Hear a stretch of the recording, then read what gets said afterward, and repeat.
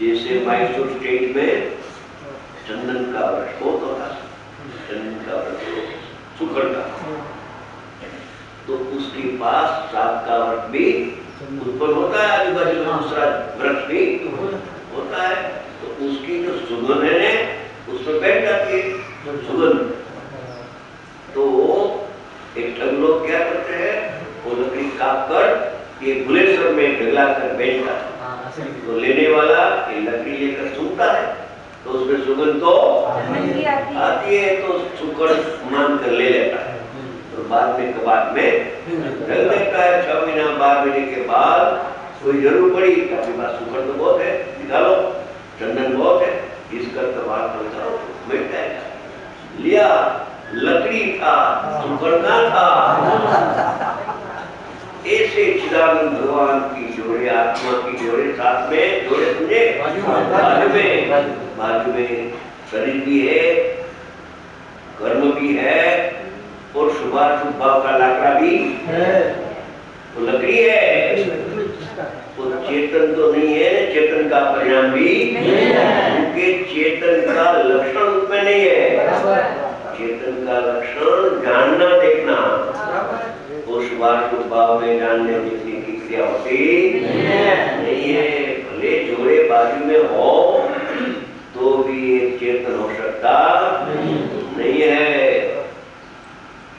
वराजी की बात अनवर रहता है, बाजू में दूल्हा की साथ क्या रहता है, अनवर के अनवर है, मगर वो वर होता नहीं है, उसमें गले में माला आती नहीं है, कन्या उसको देता नहीं है, और बाद में पता चले जाए અને એક કિલા અનવર આવે તો આવો भी न કહેવે, तो अनवर को આવકાર देते हैं, आप अनवर भी है, समझे।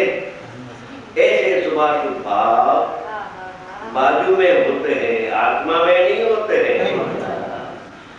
वो धर्म को आत्मा में थापना वो गलत बात, अज्ञान है, विख्यात है। तो वो शुभाशुभ होता है, सुनने का जो राग आया उसका स्वामी कौन है। आज तक तो माना था कि इसका स्वामी मैं हूँ, मेरे में होता है, मैं उसको जानता हूँ, मैं उसको करता हूँ, मैं उसको भोगता हूँ। आज तक तो ऐसा चल्य था, मगर जब समर्थ आचार्य भगवान मिले, उनको जैसे और टीकाकार मिले, उसकी वाणी में आया कि तू उसका स्वामी नहीं है, उसका स्वामी दूसरा है। कौन स्वामी है? पुद्गल उसका स्वामी है। अज्ञानी की पूछता है कि प्रभु मैं उसका स्वामी नहीं हूं, तो मेरे को स्वामी बताओ, कोई स्वामी बताओ, तो स्वामी तो छूट जाए तेरा। अभी बताता हूँ, पुद्गल जिसका स्वामी है, लिखा है पुद्गल द्रव्य जिसका स्वामी है, मालिक है। ऐसे जो क्रोधादि भावों का विश्वरूपत्व, अनेक रूपत्व, क्रोध मान माया लोभ, तीव्र भाव, क्रोध मान माया लोभ मन और शुभ भाव उन तत्व है। तो जाति एक है, जाति कषाय की है, जाति कषाय भाव उसमें नहीं है, इसलिए उसका स्वामी पुद्गल है। तुम उसका स्वामी नहीं है। उसके स्वामी बने रूप स्वयं सदा ही नहीं प्रणमता होने से ममता रही हूँ। स्वयं में आत्मा चिदानंद आत्मा हूँ, और क्रोधादि भाव होता है, मगर उसका स्वामी बनकर मैं कभी हो जाऊं, बन जाऊं स्वामी, ऐसा कभी होने वाला नहीं है। ये क्योंकि मैं उसका जो जड़ का स्वामी बनूं तो मैं चेतन रह सकता नहीं जड़ हो जाए। तो आत्मा चेतन है, शुभाशुभ भाव जड़ भाव है। और जड़ से आत्मा को लाभ मिले, किन काल में होने वाला नहीं है। प्रभु शांति से सुनने जैसी बात है, वो तो ये दिगंबर शास्त्र में है।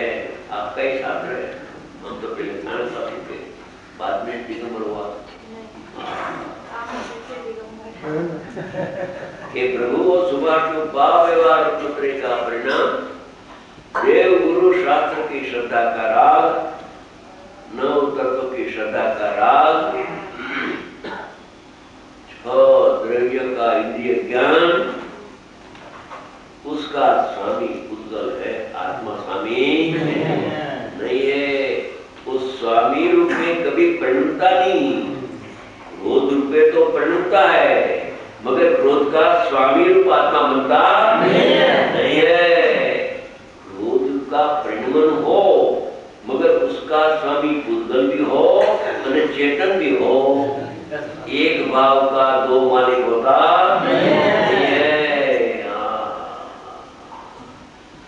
भाव उसका स्वामी उद्गल है। इसमें लिखा है, उसका अर्थ है, संस्कृत में लिखा है, उसका अनुवाद तो जयपुर में हुआ है। जयचंद पंडित हो गया, उसने अनुवाद किया है। उद्गल जिसका स्वामी, ऐसे जो प्रदानी भाव का विशुद्धपणा उसके स्वामी बने रूप सदा ही नहीं बनता। प्रदानी रूप बनता है, मगर उसका स्वामी रूप नहीं बनता है, तो साधक बनता है। अरे जब प्रदानी रूप बनना बंद हो जाता है तो परमात्मा हो जाता है। पहले स्वामी तो बुद्धि छूटती है, पहले अभिप्राय सही हो जाता है, पहले अभिप्राय सही हो जाता है। बहुत सुंदर। अभिप्राय क्रोध का परिणाम न अभिप्राय रहित क्रोध का परिणाम वो है। क्रोधादि भाव मेरा है ऐसा अभिप्राय रखता है तो अज्ञानी बन जाता है। और अभिप्राय सही हो गया कि वो मैं उसका स्वामी, वो तो पुद्गल द्रव्य उसका स्वामी है, तो अभिप्राय में स्वामी तो पुनः छूट गया, क्रोध नहीं छूटता है। क्रोध छूटे तो परमात्मा